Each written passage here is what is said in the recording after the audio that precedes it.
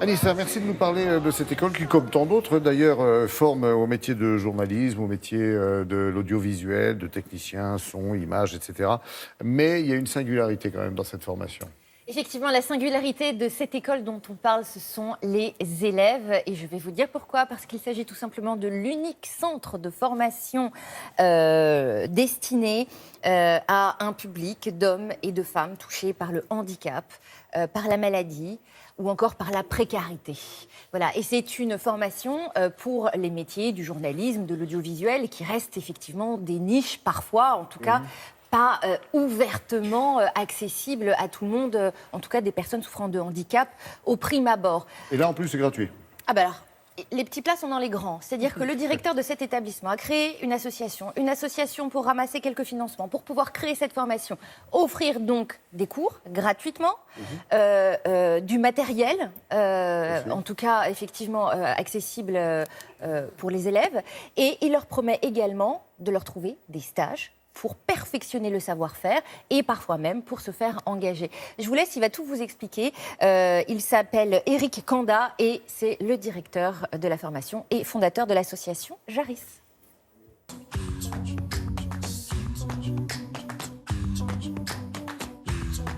Le but de l'exercice d'aujourd'hui, en fait, ça va être de faire des interviews avec 3 valeurs de plan différentes. Et on va ensuite, vous allez faire des images pour illustrer ces interviews.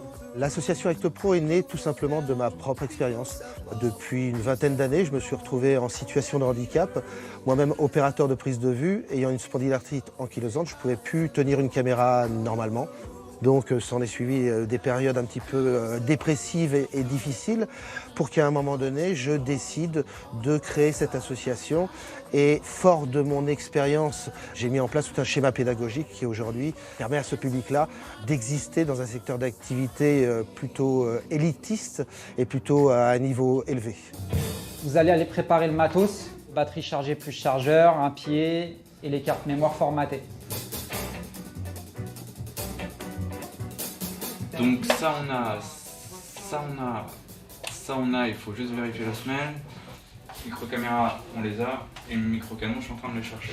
Ok, une fois que vos cams sont prêtes, vous mettez les semelles, vous prenez les pieds, puis on y va. Ok.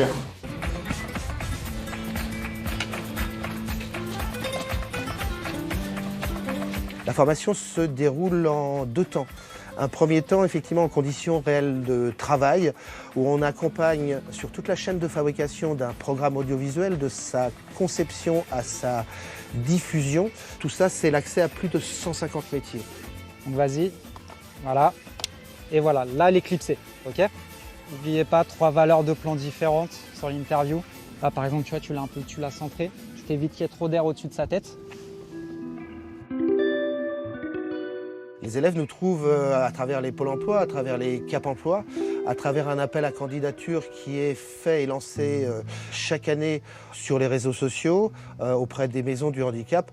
Et puis maintenant, effectivement, au niveau des entreprises partenaires qui nous accompagnent, de nombreuses sociétés de production, de sociétés de post-production. On est sur la 10e semaine donc, de la formation Jaris. Vous avez tous des directions effectivement professionnelles qui sont maintenant en train de se confirmer. Jean, tu étais chez Radio France, ça n'a pas été trop pénalisant pour toi en regard de ta surdité? C'est compliqué. Ouais. On est en direction effectivement aussi de t'accompagner sur une entreprise qui soit plus spécialisée effectivement pour les personnes sourdes et malentendantes, avec effectivement une personne en langue des signes qui va à partir de la semaine prochaine te permettre de renforcer toutes les parties théoriques te concernant. Aujourd'hui, on est le seul organisme européen à pouvoir répondre à ce public-là.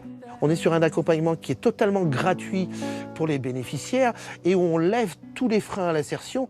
L'entreprise qui va recevoir une personne de chez nous va être face à un futur salarié qui va être totalement dans une dynamique égale à celle d'une personne valide. C'est bon, coupé. Quelle énergie, ce monsieur! Mais magnifique. Ouais. C'est un engagé, hein, c'est sûr. Et je peux vous dire qu'il se donne beaucoup de mal. Ça doit coûter cher, en plus. Et bien sûr que ça coûte cher. Alors, il y a beaucoup de partenariats, il y a des financements régionaux. Il faut savoir par ailleurs qu'il a un partenariat avec France Télévisions, d'ailleurs, pour ses élèves.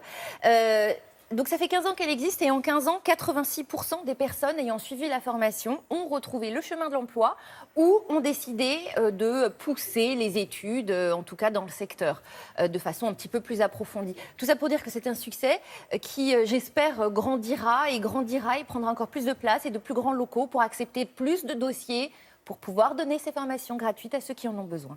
Fallait la trouver celle-là. Merci beaucoup Annie. Sa formation s'appelle Jaris, J-A-R-I-S, et elle est proposée par l'association Actpro. Jaris. Oui, Actpro Jaris. Actpro Jaris. Merci beaucoup Annie.